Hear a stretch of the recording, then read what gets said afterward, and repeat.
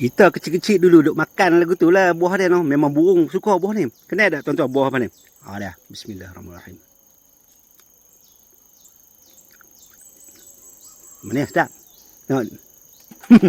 Hai, Assalamualaikum warahmatullahi wabarakatuh. Alhamdulillah. Nampak tak ni? Kita duduk kat tebing yang batu ikat kat sini lah. Okey, jom kita tengok pokok apa yang menarik kat sini.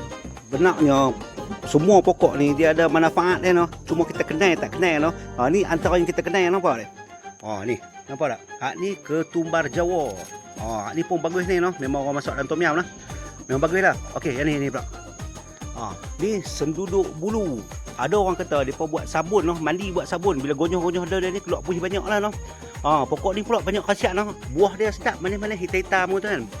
Memang orang makan lah. Antara khasiat dia adalah bagus untuk mengawal gula dalam darah dan juga darah tinggi pun boleh kot noh, insya-Allah. Banyak lagi lah khasiat dia noh. Kita boleh rujuk kat sini tengok. Tu dia. Okey, kita tengok pokok ni pula. Ni pokok ribu-ribu. Ni pun banyak khasiat dia ni. Nampak tak? Memang ada orang ambil buat ubat lah noh.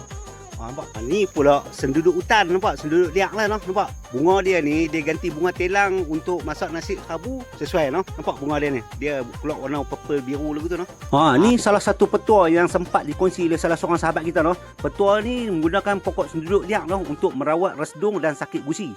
Ni dia ni. Nampak kaedah dia rebus dengan gang kasak apa lagu ni? Baca tang ni lah. Okeylah, sekadar tu dulu. Harap bermanfaat. Terima kasih banyak. Assalamualaikum warahmatullahi wabarakatuh.